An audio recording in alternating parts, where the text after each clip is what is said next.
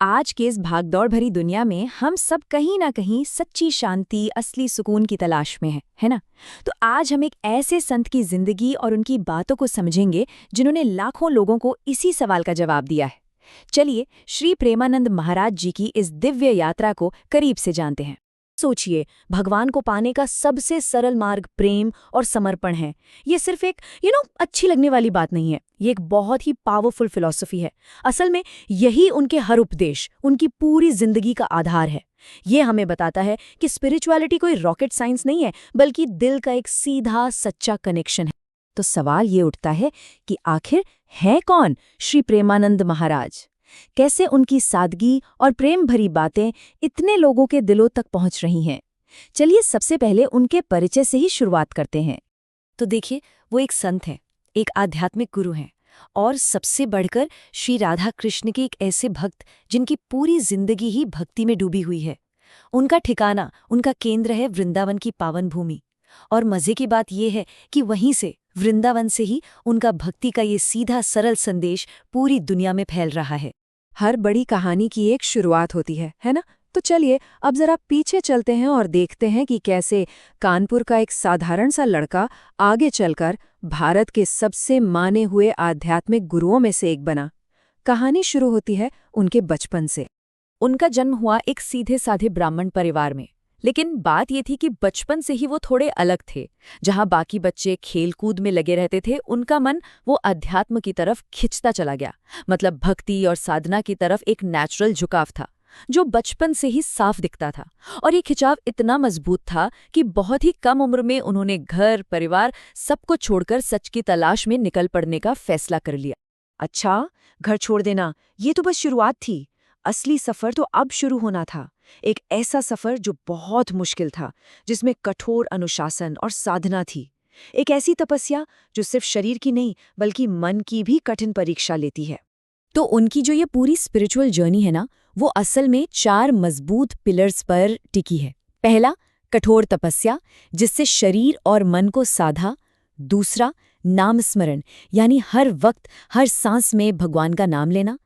तीसरा, गुरु सेवा, अपने गुरु के प्रति पूरा डेडिकेशन। और चौथा और सबसे जरूरी, वृंदावन में श्री राधा कृष्ण की भक्ति। बस यही वो बुनियाद है जिस पर उनकी पूरी आध्यात्मिक इमारत खड़ी है।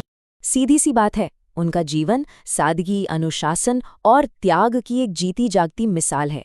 उन्होंने वृंदावन को ही अपना घर बना लिया और एक ऐसी जिंदगी जी जिसका हर एक पल सिर्फ और सिर्फ अपने आध्यात्मिक लक्ष्य के लिए था। तो ये तो थी उनकी अपनी साधना की कहानी, लेकिन अब आते हैं उस चीज पर जिसकी वजह से आज लाखों लोग उनसे जुड़े हैं, यानी उनकी शिक्षाएं। आखिर वो क्या सिखाते हैं? उनकी बातों का सार क्या है? चलिए समझते हैं। अंदर की शांति, मन का सुकून, इसका रास्ता क्या है? ये एक ऐसा सवाल है जो कभी न कभी हम सबके मन में आता ही है। और जानते हैं, महाराज जी की शिक्षाएं इसी बड़े सवाल का एक बहुत ही सिंपल, बहुत ही क्लियर जवाब देती हैं।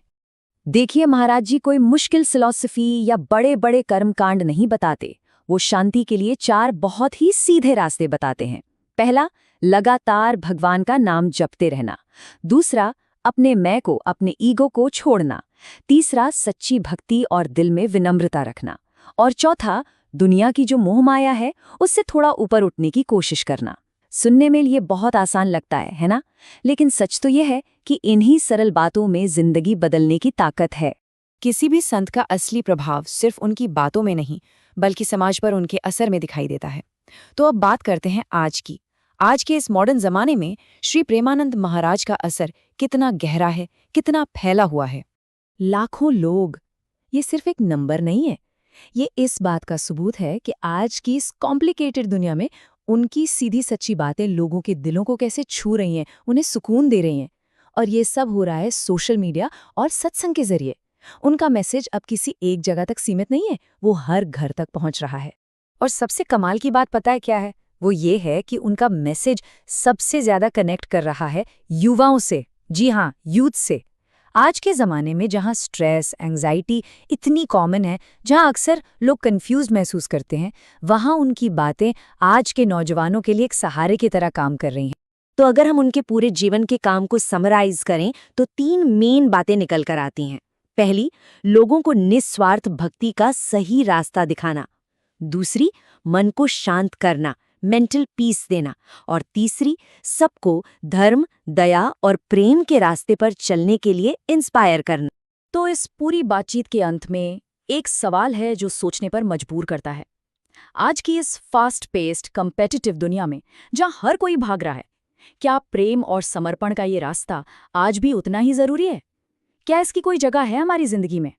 खैर, ये एक ऐसा सवाल है जिसका जवाब शायद हम सबको अपने अपने अंदर ही खोजना होगा।